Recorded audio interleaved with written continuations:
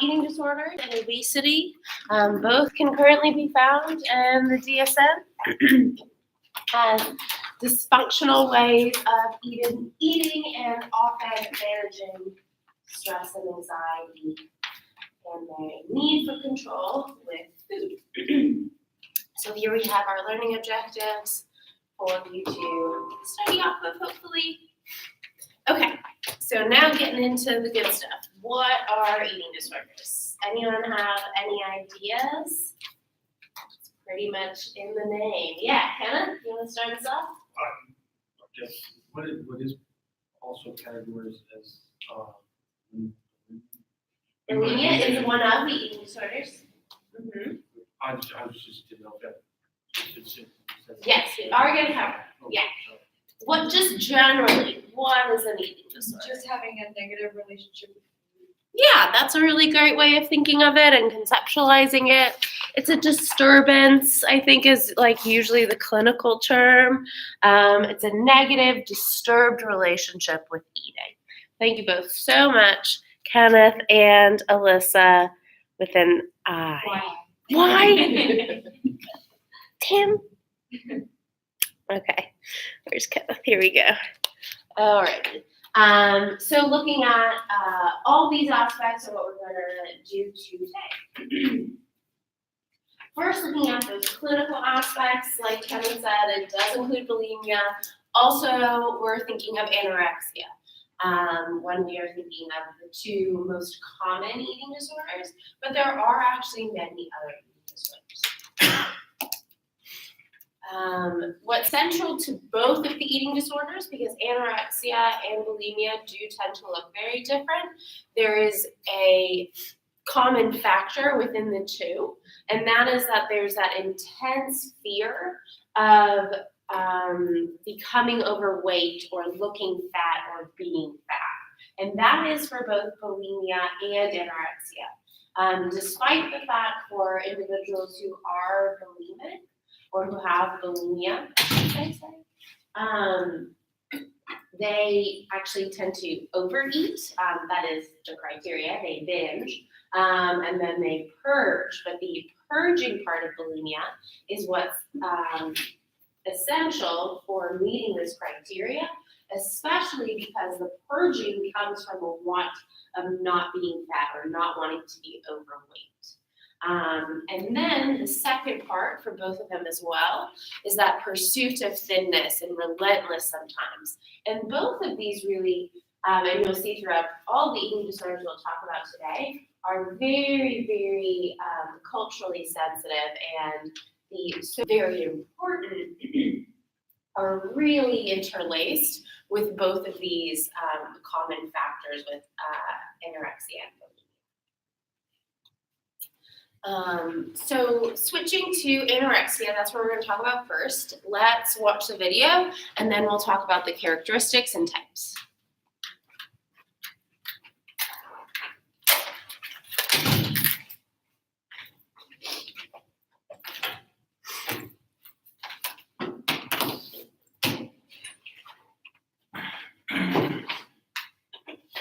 Why is this always happening here?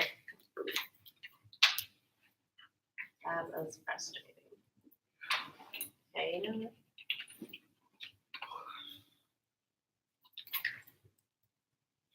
Let's do this.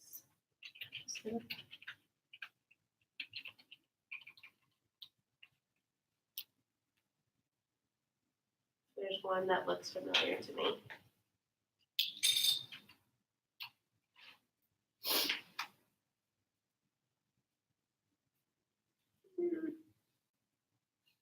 Yes, this one looks familiar. This woman looks very famous. Okay. Just so you can get a picture. Isabel Caro is as shocking a poster girl as you will ever see. Last month, the anorexic woman who weighs less than 70 pounds appeared on billboards in Milan, the fashion center of Italy. Looking at her made us wonder if she would actually survive. CBS News correspondent Sheila McVicker went to Paris to learn more about her. You remember the picture, the shocking, haunting gaze of an anorexic. Hard to look at, hard to look away from. It was part of an Italian attempt to raise awareness of the disease in the fashion industry. Isabel Caro was the model. She told us she has no regrets. She posed for the campaign. Donc, je me suis sentie vraiment. I've been anorexic since I was 13. I said if I can put my years of suffering to use, then it would not have been pointless. I hope the message got through. I know there has been a lot of criticism because it's a shocking photo, and I wanted to shock. C'était vraiment un message. It's really a warning that this is a serious illness. But it's too painful now for Isabel to see that picture. Ah, je me dis horrible, horrible. I say to myself, that's horrible, horrible. Are you worried that young girls suffering from anorexia might see that picture of you and think, I have to lose more, I have to lose more. Look how beautiful she is like that. I must lose more. J'espère pas. I don't think so. I hope not. To see my tailbone like an open wound, I show myself as I am. I'm not beautiful, my hair is ruined, and I know I will never have long hair again. I've lost several teeth, my skin is dry, my breasts have fallen. No young girl wants to look like a skeleton. It's horrible, it's ugliness. You couldn't believe anyone would want to look like that. I don't think there's any question about it. At 5 feet and now 66 pounds. So I think that video that I just found, because the other one wasn't working, really fits very well with the experience, the way it can look, the way it can feel, and what happens after someone starves themselves for such a long period of time. They lose hair, they lose teeth, obviously incredibly low body weight. Their skin gets very cracked and dry. What else was there? They can actually be susceptible to wounds. They're obviously susceptible to a number of, just like getting sick, like their immune system is down. But it is that relentless drive within us. Even people, maybe she was seeking treatment, but there are definitely some girls who would see that picture and say, yes, I do need to lose more weight. I do need to look that way. I kind of disagree with what she just said there, because I think that's definitely the case. There's many sites online for women to look at to gain more motivation to continue losing weight. And yeah, so the characteristics, as you can see, maybe are fear of gaining weight, like not wanting to take up more space. I think that's like a really big part of the conversation when talking with someone with an eating disorder, is that they kind of want to also shrink away, that they don't want to be seen, they want to be smaller. So that also very much goes hand in hand with that fear of gaining weight. And then, obviously as people talk to them, tell them that they're unhealthy, tell them that they're going to die. This is the most deadly illness that we have actually in the DSM, even more than suicide. So that's really interesting, I think, but also really scary that it can be so deadly. And that's for, either you can die of just not having a normal body weight, like even when people are convincing you, please, we need to get some food in your body. And some people are even, like, their refusal is so extreme that they do have to be committed to, not necessarily a mental hospital, because sometimes those aren't equipped, but, just a medical hospital, because they need to be placed involuntarily on a feeding tube. Or else they would die. So it can be extremely deadly and very, very serious. So there are two types of anorexia nervosa. And I know this is going to be a little confusing for what you're thinking of bulimia, but we'll go over it. So there's the restricting type, which I think is what most people think of just refusing to eat. Pretty straightforward. But then there's also the binge eating, purging type of anorexia nervosa. So the reason why that's there, and let me just see if it's a little farther away, the bulimia, so I won't go back and forth. But why we have this here is because with anorexia nervosa, there is a criteria in the DSM for BMI, so body mass index. So if you have a low enough one, and I don't remember the exact number off the top of my head, But you do also, to give this disorder in the proper way, you need to have a medical professional actually find out what someone's BMI is. Because with that extremely low BMI, if they are engaging in any binging and then purging, and they have a low enough BMI, then they meet criteria for anorexia nervosa. Does that make sense? Anyone want to ask a question on that, or you're good? Can you please repeat it all again? I'm pretty sure I know what you said. but I No just- problem. So what we think of typically is restricting, like just refusing to eat for long periods of time. But there are individuals who meet criteria for anorexia nervosa who eat large amounts. We'll talk about what a binge is, but it's just a huge amount of food in a short amount of time. And then engage in purging. And the reason why they meet anorexia nervosa criteria is because they have a low enough body mass index. Yes. So, like, do you think a person like that could think that they were bulimic? That they, 100%. Yeah. okay, I mean, you're honestly treating them pretty similarly, so they're doing the same thing as someone who. but they could meet criteria for anorexia nervosa and have a low enough BMI. Usually people who just have bulimia nervosa, they don't have a low enough, they don't have that low BMI. They are engaging in very disordered eating, of binging and purging, but they don't have that low enough. So the BMI is what separates the two? Yeah, let me write both of your names down so you can get your points, and then Kenneth, I'll get your question. Okay, crap, hold on. Amanda, yes. And hold on, Brian. Yes, you got it. Yeah, Kenneth, what's your question? With this type of disorder, I know that you said in other disorders that they would be, you have to kind of straight line to one particular disorder. With this Straight disorder. line to one, like you want to have the most precise disorder or the most accurate? Mhm. Would this actually, with this particular type of disorder, would you also like tie in like the, like if it's an illness, anxiety disorder type things? Or would this just be? Does Well, this it have kind to- of depends on the person. I'm just using that as Mm-hmm. example, but would this actually be tied with multiple disorders as well?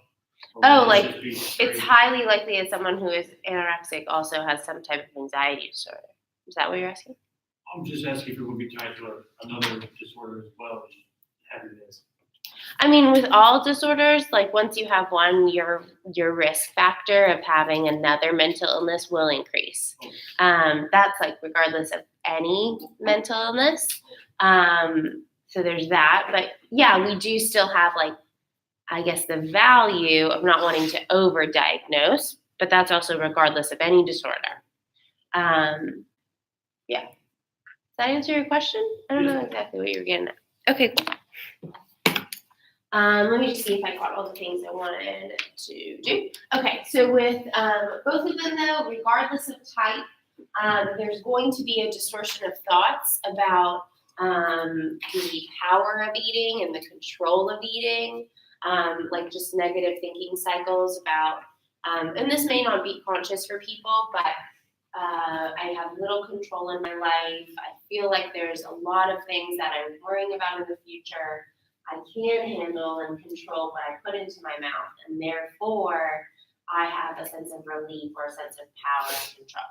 Oftentimes it's not that clear for people, but just our conceptualization of the thinking patterns of individuals with anorexia nervosa, it usually looks like that. We do see a number of individuals in professional sports, specifically ballet, also models. They are definitely at higher risk of experiencing specifically anorexia nervosa because there's so much pressure to be of a certain thinness and look a certain way. And a lot of people, their bodies are just not made to look like that, so they have to go to extreme measures, whether that's restricting or purging measures to make their bodies look the way that they want them to for whatever their job is.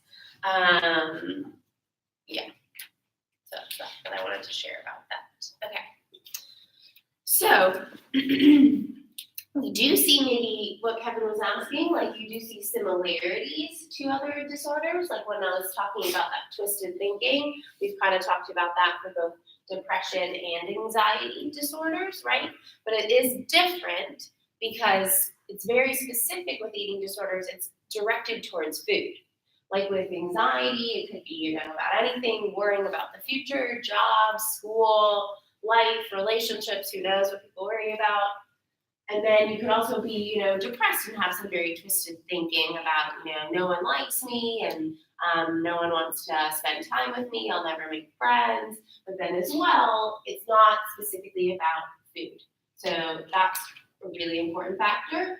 And then with OCD, also similar because there's that connection to control, right? Of like, I feel like I'm powerless. I have this compulsion for, whatever their compulsions are. And it can feel like a compulsion for someone with an eating disorder to purge. So if they're throwing up, but purging can also be forced. Is it when you have those that take that medication that makes you go to the restroom? Laxatives. You can take laxatives. You can also use extreme amounts of exercise, like extreme, like running for 8 hours. So that can feel like a compulsion, but again, not because they're having a thought that is like an obsession, right? Well, they are obsessing about food, but with OCD, they could be obsessing about, just so many different things, not specifically about food. But you do, of course, need to parse this out when someone's talking to you about it, of like, is it a fear of food and fear of germs, and then they have this compulsion to not eat? Or is it they have a drive for thinness, and then they have a compulsion or like a want or a need to not eat? So it can be a little confusing, so I'll let y'all ask questions about that. But yeah, let me know. Is that making sense? Yes. So, Courtney. someone who would have anorexia, like, so they can also have like anxiety and depression. It could stem from their depression. Yeah, I mean, I would say you can meet criteria for both, for sure, that you could have both. You could have anxiety, depression, and an eating disorder all at one time. Yeah. And that person definitely exists, I would say. But I'm just trying to parse out like what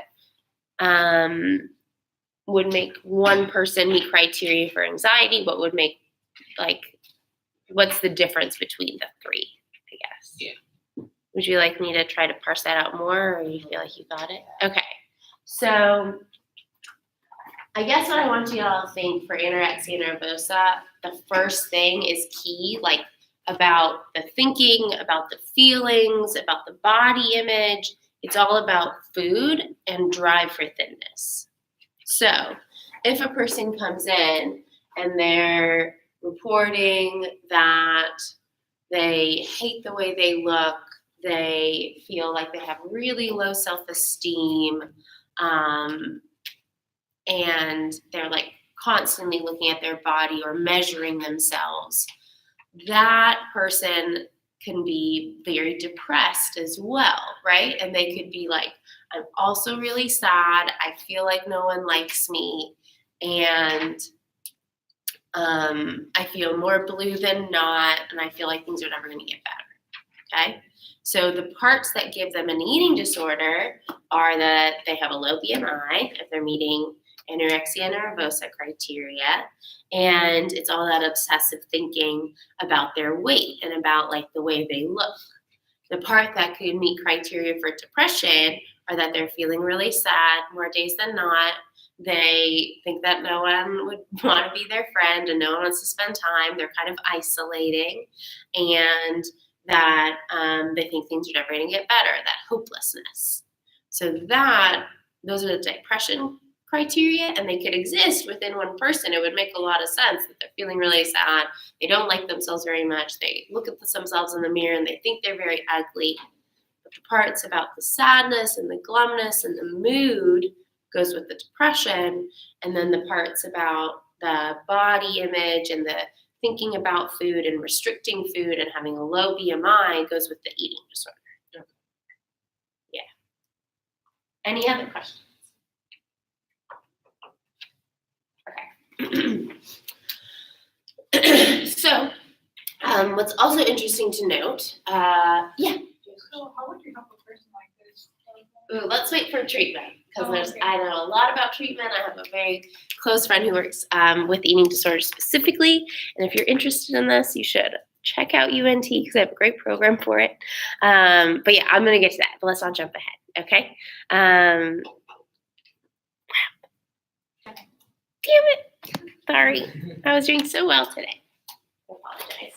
Okay, so looking at just heritability, what this really is connected to, in that it's showing that eating disorders run in families, is that children tend to copy behaviors. So this really is much more prevalent in women than it is in men. And we see that between mothers and daughters, if a mother has an eating disorder or had an eating disorder even in her lifetime and doesn't currently meet criteria for an eating disorder, and then has a daughter, her daughter is more susceptible to that disorder of eating. Whether it's the same eating disorder or a different one, they can still just pick up on those behavioral differences, on potentially the way the mother still talks about food or talks about her body.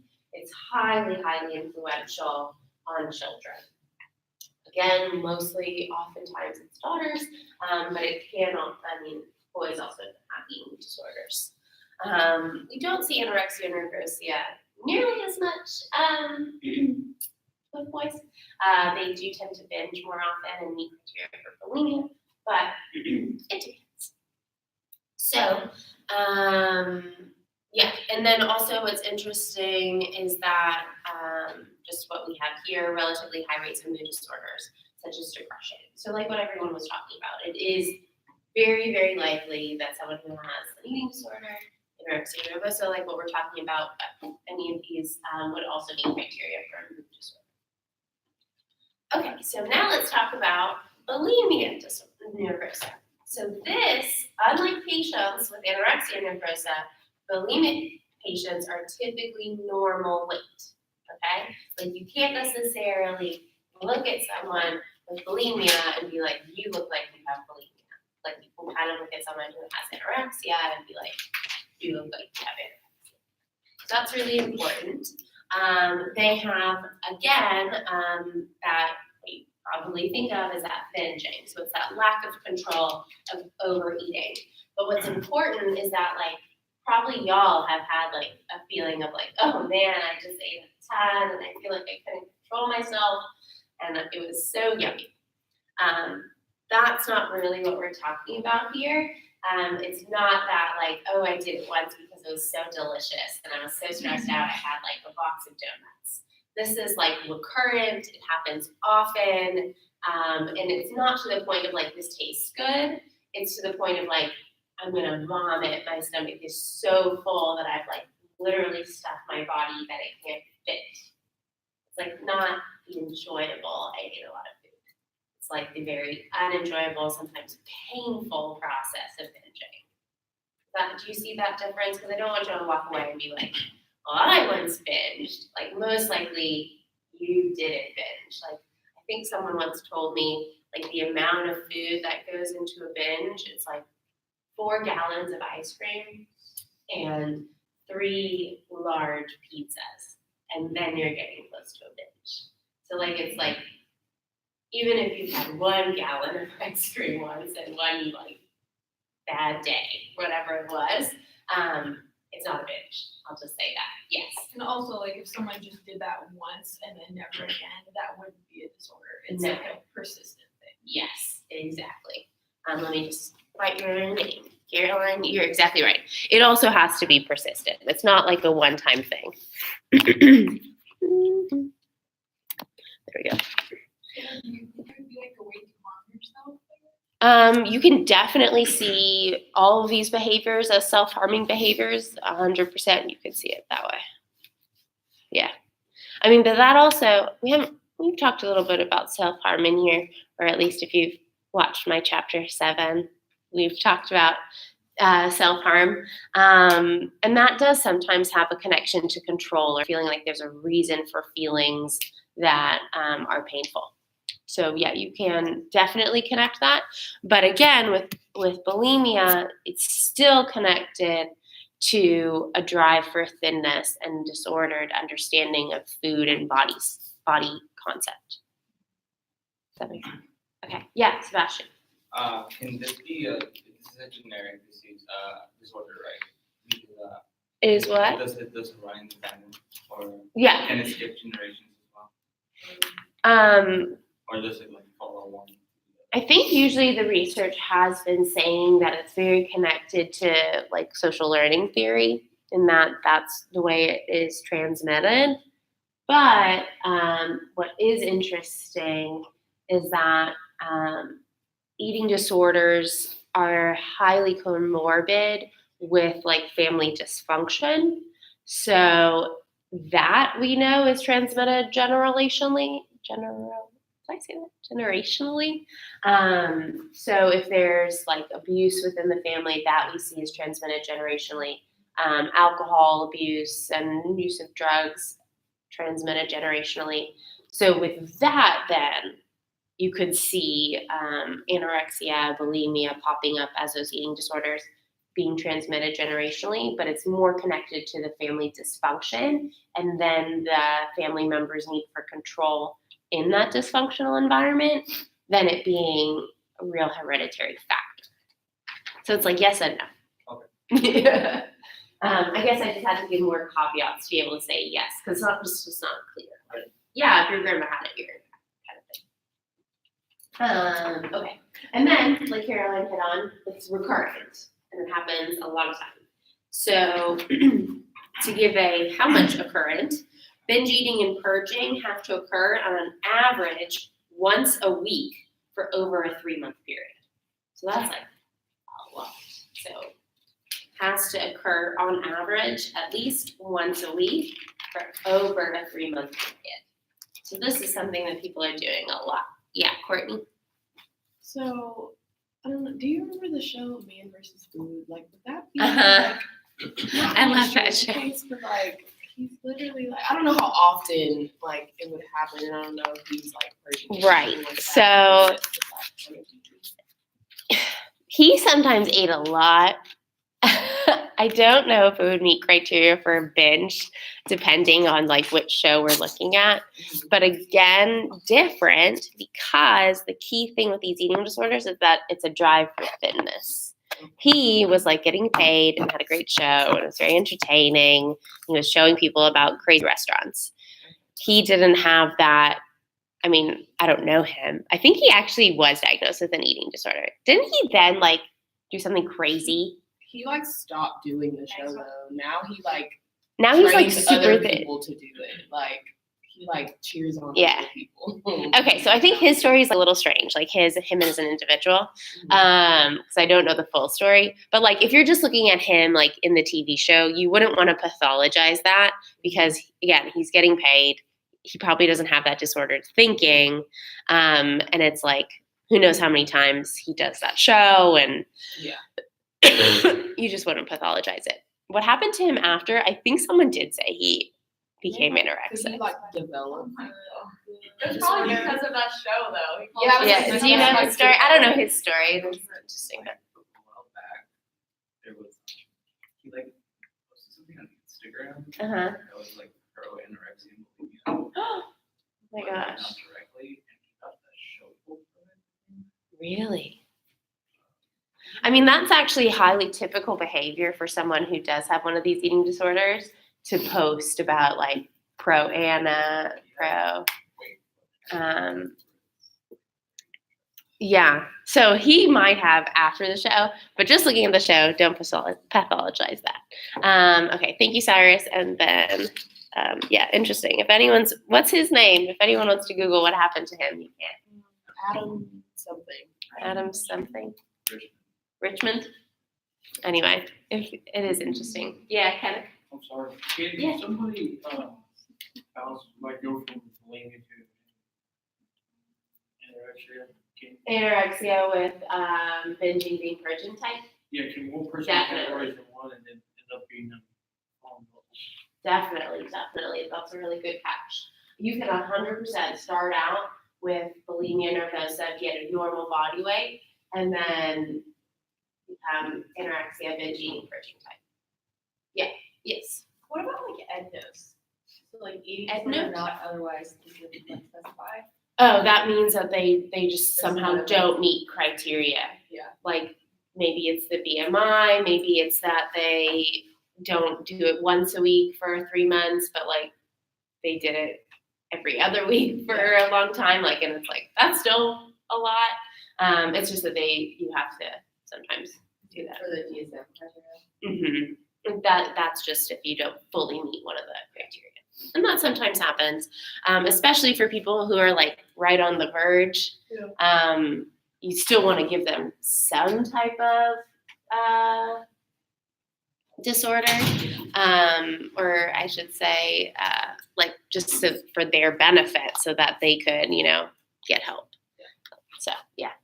So like someone can't have anorexia if they don't have the right BMI, even if they do all the other things. Yeah. Okay. Mm-hmm. So maybe then they could be, They can be classified as it, they can still like have it, but not. they just don't meet diagnosed full as that. criteria. Okay. Yeah. And they could get treatment, and I hope they do, but yeah, they wouldn't fully meet that criteria. Let me just get Samantha, right? Okay, yeah. And Cyrus, did I answer your question fully? Yeah. Carolyn? Okay. And then Cyrus? I was gonna say, some kids criteria, but their low BMI is due to another factor, are they still like, do they still get this like? So they're. Like why? Like if it's like some medical condition? Oh, definitely not. Again, because that, I can't think of, there's lots of medical conditions that you would have very low BMI. But again, it's not that drive for thinness. Like they're not making themselves like want to be so small and so unhealthy. Like I'm sure they wish that they could be healthier and have a higher BMI. The key is a drive for thinness. Yeah. And not wanting to be fat or overweight. Yeah. Okay. Any other questions? Did I get everything I want to say on this? Yeah. Okay. So, what it looks like in the life, I guess, of someone who has bulimia nervosa is that they go through periods of restricting their eating. They're very, again, desired. They desire to be thin and desire to not be overweight and look a certain way. Again, very much influenced by the media, whatever it is. And then move into a period of binging or eating those restricted foods. So again, this has to happen at least once a week for someone to meet criteria initially. And then they engage in this binge that is making them incredibly full, uncomfortably full, not, because they like the taste of the food, but because more that they have this incredible compulsion to stuff themselves, to make themselves feel full, and to make themselves feel sick potentially.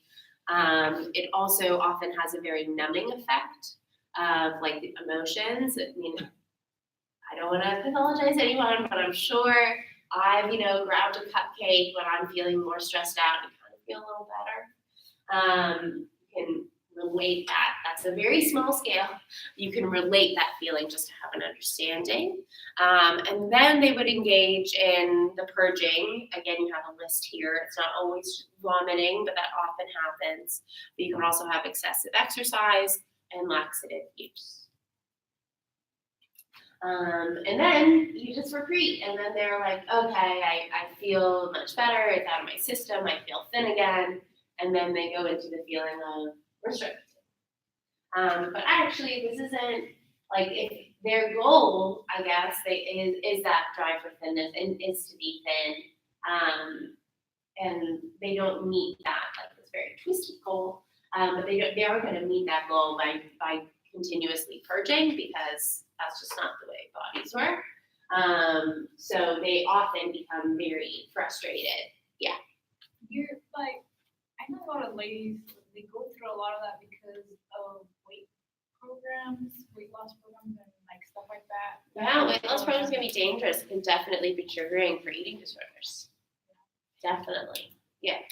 I don't want to pathologize anyone who like goes through those intensive weight loss programs. It's not always the case, of course, but like people who like do those juice cleanses or like I don't know. Like there's this one guy that I know, he did like cayenne and lemonade for like a week.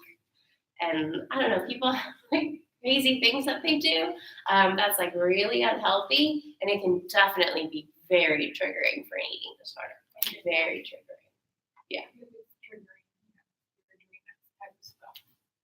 Yeah, like it kind of just starts you on that pattern. Like it could go in either direction. Like if you restricted yourself on just juices for however long your juice cleanse was, 2 weeks, whatever it is.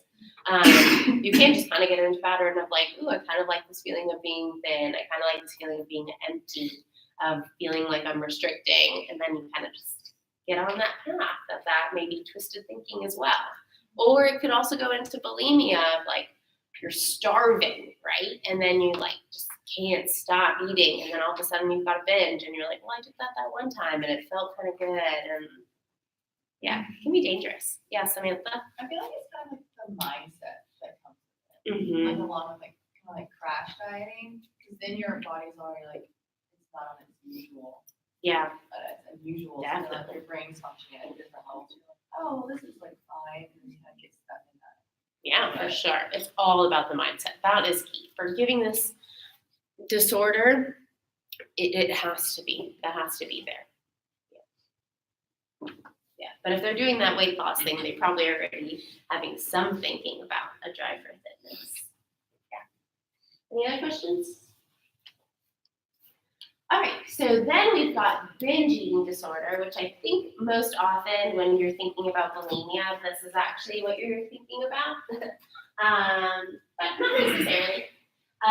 So what's important about binge eating disorder is that you don't have the compensatory weight loss behaviors, or like you don't have the purge, you don't have that compulsion, you don't have necessarily those thoughts of I want to be thin, I want to look good, I want to, wither away, whatever those thoughts are. You don't have those with binge eating disorder, but you do have the binge.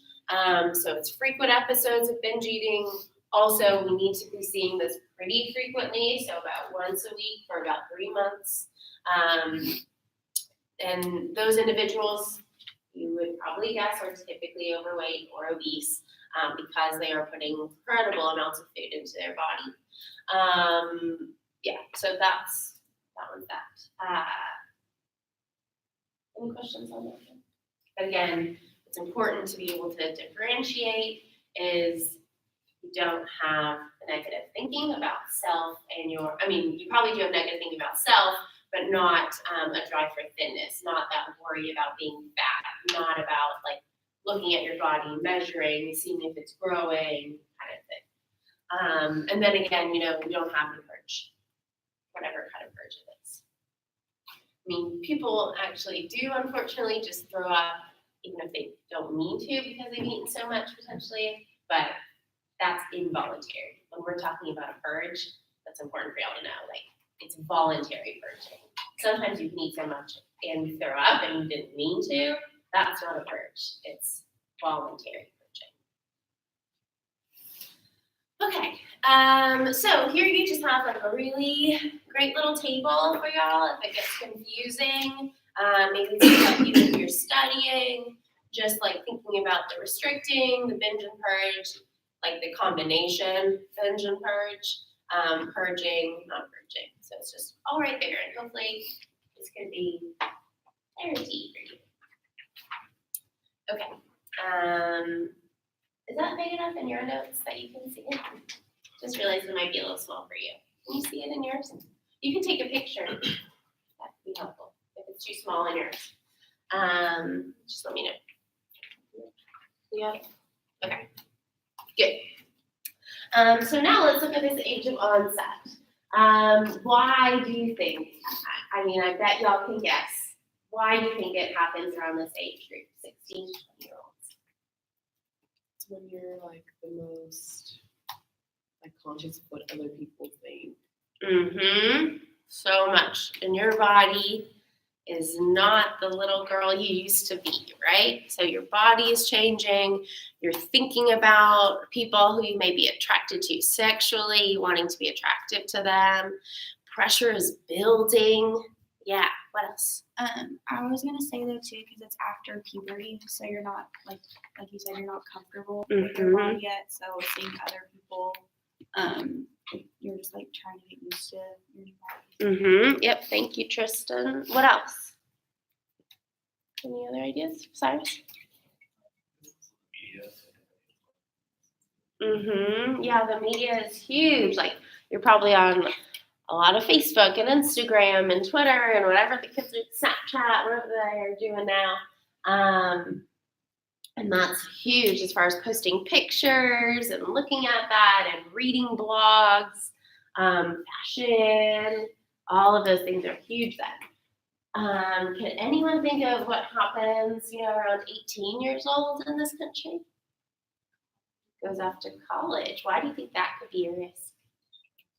Stress, you're away from home, your food's not being regulated by your parents anymore, right? Like most people, their parents buy them food if they're in a functioning home and they're having dinners and they're having breakfasts like around with their family. People are watching them a lot more as far as what they're consuming.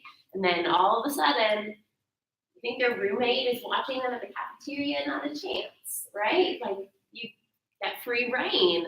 And that's really wonderful. And you have that new autonomy, but it can also be dangerous for people who are susceptible to this. For bulimia nervosa, interesting, it's just a little bit older. Does anyone have any guesses for why it would be a little bit older with that binge? Your metabolism is slowing down, so you wanna, I don't know, lose some weight. I don't know. Interesting. It's an interesting hypothesis. Yeah. I mean, you do definitely have that drive for thinness with bulimia nervosa, and yeah. I think we need to start to not care anymore. It's like in 16 to 20, you care too much. That's where my conceptualization is, and from what I've understood, I agree with that. It's a little bit different of a mindset as far as, well, I don't want to not eat anything at all, right? But you're like, oh, I'm trying, and it's like that torn feeling of like eating and then not eating. So I think that kind of is very characteristic of that age. I think also it's like a launching period as far as like life goes. Like you kind of just come out of the college years, or you've maybe launched from your family home if you weren't in college, and then that's like a really stressful time, and a lot of people cope with food. And then if you're someone who has that like already kind of twisted thinking about the way you're eating and the way you're feeling and looking, that can kind of make you susceptible for bulimia nervosa. I think it's a combination of those things. You're most likely to stick to a routine by 32, so you're not meeting as many people. Yeah, so what are you saying about binge eating disorder? Is most about 30 to 50-year-olds? So say your conceptualization one more time for everyone. Like you're probably in a routine more like it's everything set out. You don't have anything you need to do, like so you already have a job. Yeah. You're not meeting anyone.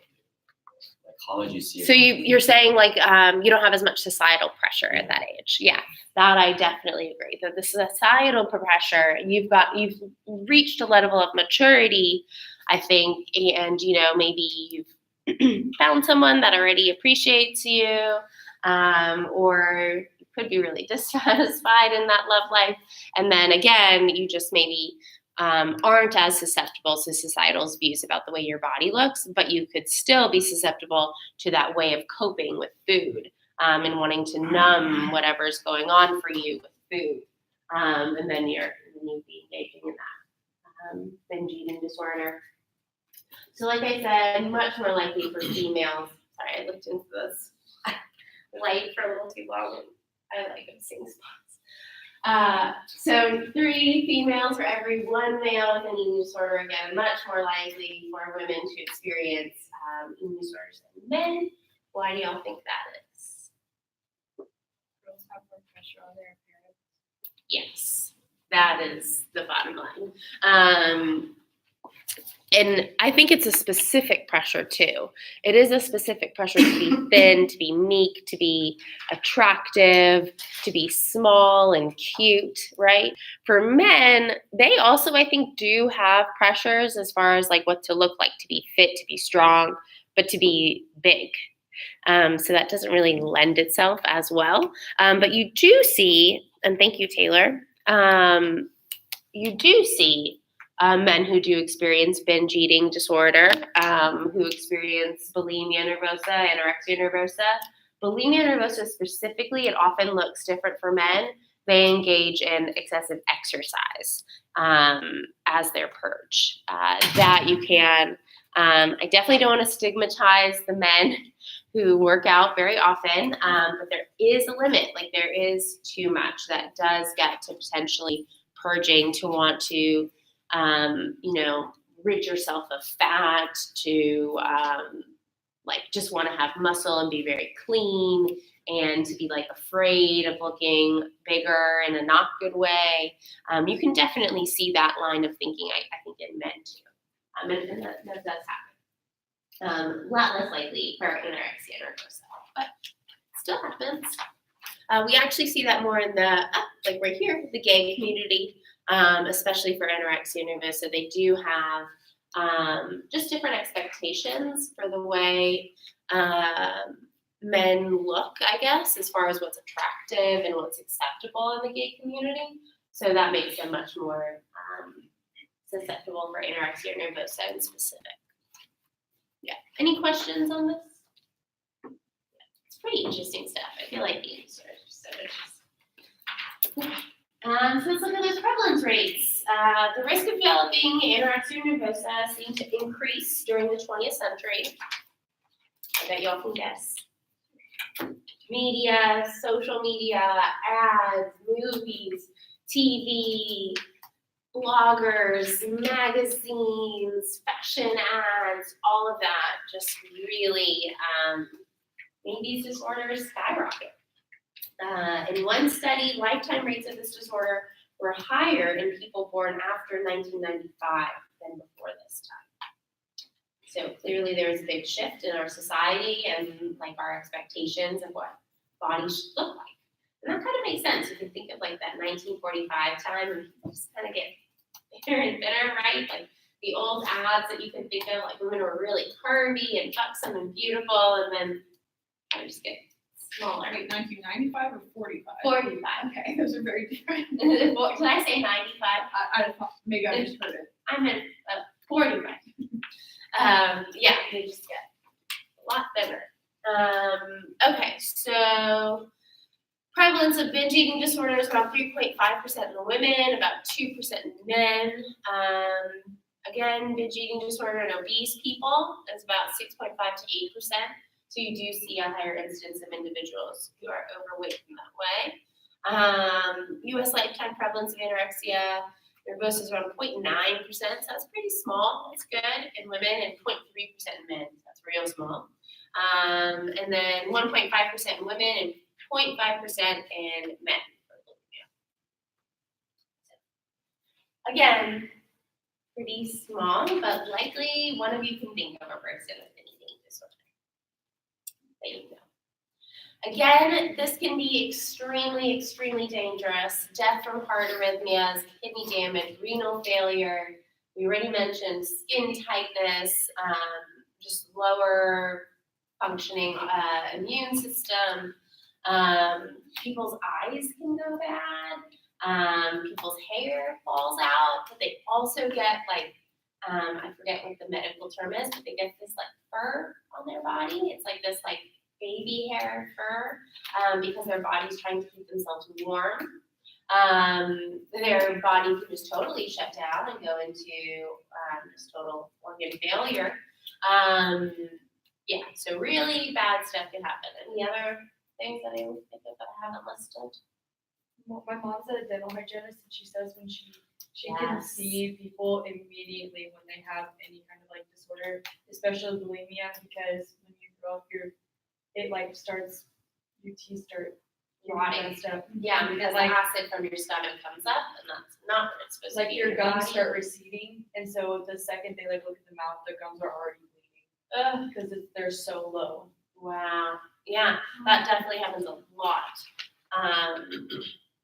Damage to hands, heart obviously, hands, because if they're trying to make themselves puke and putting their fingers down into their throats, that acid can also wear away on their hands. Obviously their throat, because the acid is coming up through their throat, and their teeth, like you just mentioned, Alyssa. Low potassium levels, electrolyte imbalances, obviously because your body's not getting the nutrients, but it's getting some nutrients, and some is getting, it just totally makes your body out of whack. So it's really very, very dangerous. And again, like I kind of alluded to just for giving this diagnosis, you really need to have medical professionals involved in the treatment of any eating disorder, because number one, they are the ones who need to be watching these types of stats. Like I have no idea how to do that. So it's very important. And also, like, it's hard for me to know what is the line of how dangerous it is that they haven't been eating for a certain amount of time, right? Like some clients, they come in and it's like, well, okay, I didn't eat for 2 days this week. And it's like, I don't want to be the one making that decision to know if they could be passing out, right? Like that's not my forte. Like you really need to have a medical doctor looking into that. Janet? So why was it that bulimia gets their hands get damaged? The acid. The acid, because they stick their hands down their throat.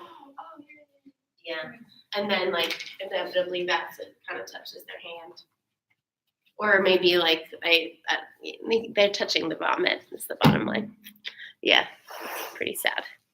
And then also like that individual who had anorexia noted, your skin can kind of get tight and cracked and weathered and thin. And then if you're touching acid from then, it's even worse. Like these physical symptoms kind of just compound.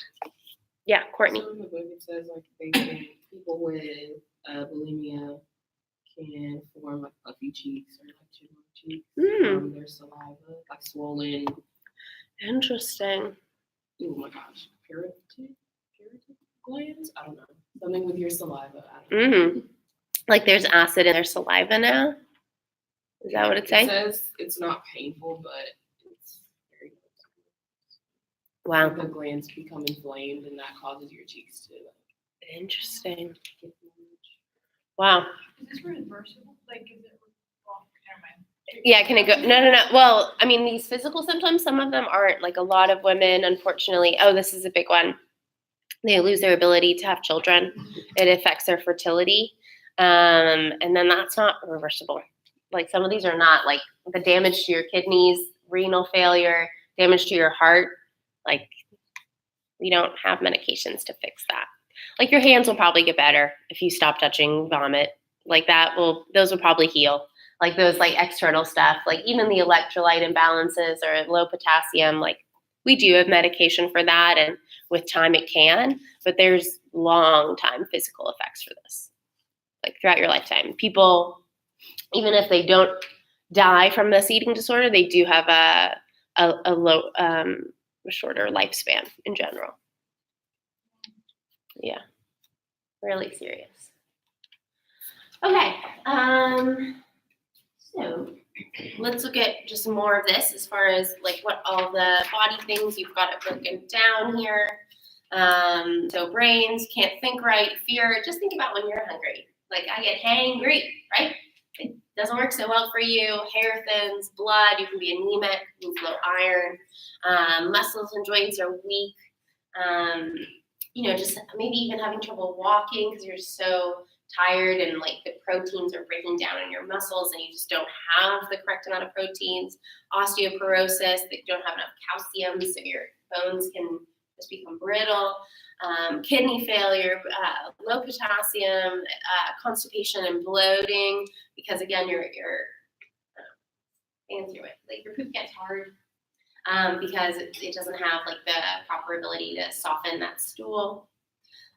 Skin, bruisingly dry, you've got it all written here. Period stop, miscarriage, lower fertility rates, and heart problems. So yeah, it affects your entire body. Like food is essential. We all know this, and even if you ask someone with an eating disorder, they know food is essential. They're not gonna debate you on that, but they are gonna debate you, and they will debate you on like, do they deserve it? Do they want it? Do they really need it? As in like, could they go another day and it would be okay without eating anything? So they just are constantly trying to push themselves. So suicide risk is high, and that's not just like accidental death of like, I didn't mean to kill myself by not eating for a week or two, but as in like suicide rates are high, likely that they have depression as well, so they are likely to kill themselves. Again, that long-term prognosis for bulimia is better, but for anorexia, unfortunately, I think you'll hear a lot of psychologists say this, that like once you're someone with an eating disorder, you always are someone with an eating disorder, that you constantly have to be vigilant about this type of thinking and about this type of eating. It's definitely for the more extreme cases that that's the case. They also say this in AA, like once a pickle, you're always a pickle, you can't go back to a cucumber. Anyone heard that? Okay, well, it's kind of like that metaphor here too, of like you just always are going to be struggling with these thoughts of like, oh, I don't want to eat that, I don't want to put that in my body. You just have to stay vigilant. For more extreme cases, for individuals who have gone through treatment, a lot of them have like just diet plans that they have to eat the exact same thing every day at the exact same time. Because if they have something a little different, they have a little less, they have it at a different time of day even, they could be triggered to going back into a full-blown eating disorder. So yeah, long-term prognoses are not so hot, I guess.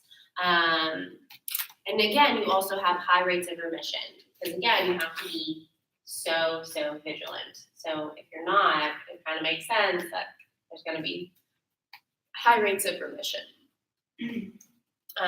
Specifically for binge eating disorder, but it also, for binge eating disorder, I should say, but you will see high rates of remission for anorexia and bulimia as well. Okay, let's watch the video.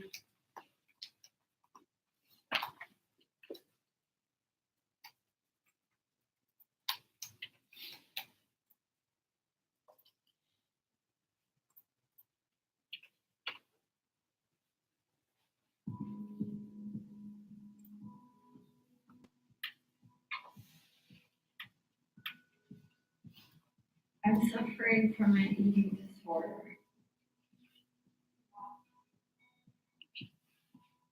We need your help.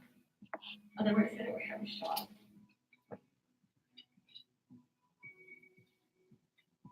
People care for me. People care.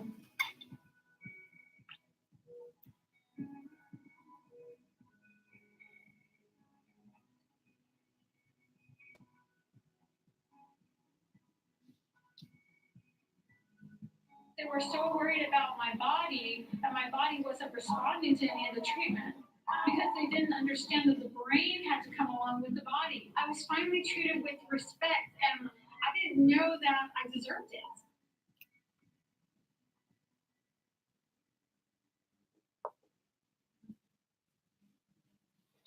Yeah, so pretty striking. Thankfully, she did get treatment. So let's look at what that looks like as far as those outcomes. For individual, looking at a study, Lowe and colleagues, 2001, they looked at the clinical outcomes of patients with anorexia nervosa 21 years after they had first sought treatment. So for those, we have 51% were fully recovered, 51% is not good. Like that is not a good clinical outcome. We usually like to see about, I mean, this maybe doesn't sound so much better, we like to see about the 60s or 70s. That's pretty poor. 21% partially recovered, 10% not recovered, and 16% no longer alive. Like that is high, 16% no longer alive. I think that's really striking and really scary and speaks to how incredibly dangerous this disorder is. For bulimia, it's about what we want to see, 60 to 70%, like I mentioned, in remission after 11 to 12 years. And again, more like binge eating disorder as well, closer to what we want to see, 60% in remission after 6 years. But again, just thinking about like how long these people could potentially be in treatment, and if they are getting treatment even. A lot of people go undetected for long periods of time, specifically with bulimia and binge eating. Why? Because they're normal weight, right? And for binge eating, a lot of people with obesity, they don't get treated. And we'll talk about obesity more, but like, we're not sending them to a psychologist, right? We're not sending them to a mental health professional. It's just like, oh, you're fat. And people just write them off. So a lot of people with these two disorders get undetected for the disorder that they have. Yeah, Janet. So would you, your opinion be like, if somebody's overweight or obese, would you consider them taking them to a psychologist? You could talk to them, definitely. I would. I mean, don't just go around labeling someone, but if you think that they are sad and have a problem and you suspect that they could be binging and you're a good friend or a family member and it's respectful and not judgmental, you could approach the conversation very softly. I think with any of these eating disorders, like very respectfully, very softly. There are some people who are just naturally more thin than others, and you don't want to make an assumption that they're, restricting their eating. But if it's a friend and you've seen that they've been skipping lunch really often, you could just show some care and concern. But yeah, you do have to tread lightly. Tread lightly. And you saw what the statistic was. It's not all people who are obese. It's 6.5%, right, was the high. So it's definitely not all people. But if you think specifically a person in your life, you can always show some care. That's what I'll say. Okay.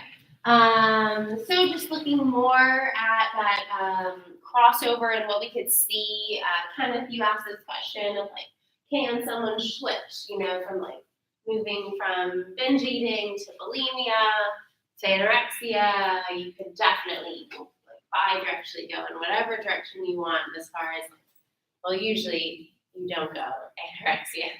You don't go anorexia to binge eating. But you could go anorexia to bulimia. Maybe you gained a little weight. Depends on the outcome. But usually we are seeing just anorexia to bulimia, definitely not into binge. Again, few do move from bulimia to anorexia, no shift from anorexia to bulimia. I wouldn't say no shift. What? Restricting anorexia to bulimia.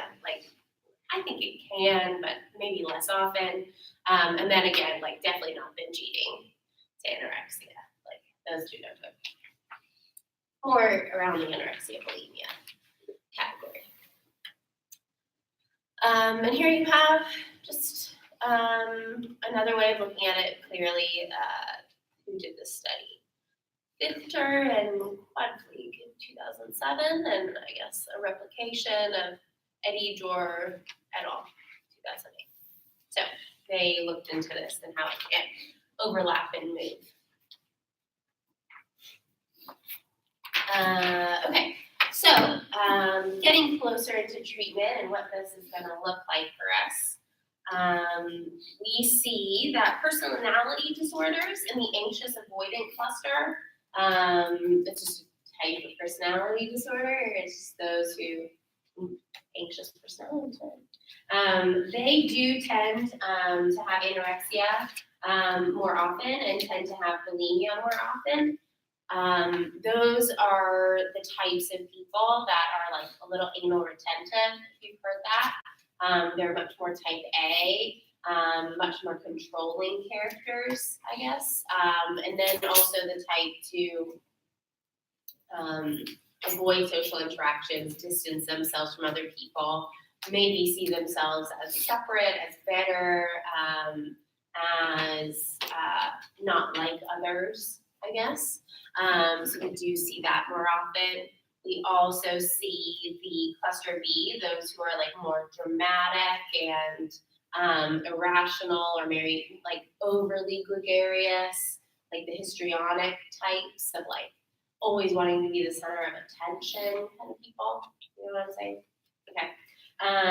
They tend to have more bulimia nervosa. That also like conceptually makes sense as far as like being like more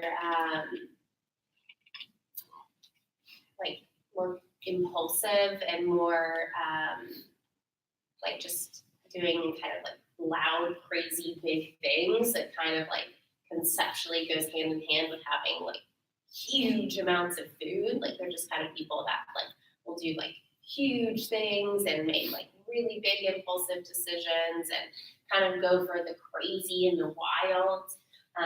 So that goes more hand in hand with bulimia.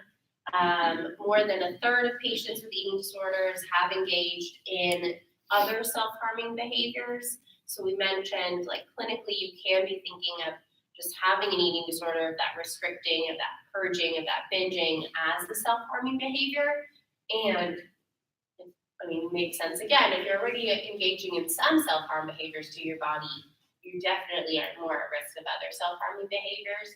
What's seen most often is cutting.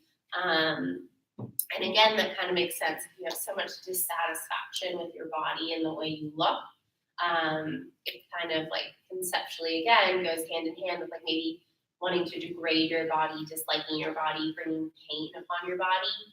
Makes sense if you're thinking, I hate the way I look, I hate who I am, I hate that my body's so fat and there's fat here, and you're kind of taking out that anger in that way. We also see borderline personality disorder. Those who are people, like when you think of borderlines, like they are constantly like up and down in their mood and bringing people along on their roller coaster. Like they're just really confusing people as far as like wanting attention and wanting closeness and wanting people to care. And then the second they have people get close, they push them away and like fight back hard. It's kind of hard to explain. But like it's just a very maladaptive way of relating to other people and to yourself. But they would never admit that. So for those people also, they are more likely to have eating disorders as well. We do say for people with borderlines, there could also be a connection with that control, but then also maybe attention as a way of manipulating people around them. So just the ones up here, I hit on the personality disorders and then substance abuse. So that could be drugs, alcohol, whatever it is. Obsessive compulsive disorders, again, we kind of talked about that as far as those compulsions of, you know, you have that compulsion, that urge to binge or purge or whatever it is, or restrict, and that very much falls in line. But again, to meet an obsessive compulsive disorder, in addition to an eating disorder, you have to have not only those obsessions and compulsions, and also the eating ones. Like you have to have two different ones. Like you can't just all be about eating as far as like, well, I'm obsessed about food and I restrict and sometimes have an urge to binge, like that means an eating disorder. You also have like compulsions about like tapping or counting or whatever it is. You have to have something different other than the food stuff and thinking about thinness and weight. You have to have something different too. It's yes and, I guess. And then of course, as we mentioned, depression, obviously. Yeah, so as far as eating disorders in cultures, we do see this as a problem worldwide. But what's very interesting is that we see this a heck of a lot more in white individuals than Black individuals, like by a lot. And we also see it more in individuals who are Asian than African Americans. I think this is incredibly adaptive for the Black community in the United States, that they appreciate the female form and they don't have that culture of a drive for thinness. They have a much more appreciation for healthily eating, healthy bodies, appreciation of curves, and that really is healthy for people. So it's clearly a resilience factor for women in those communities. So I think that's really interesting.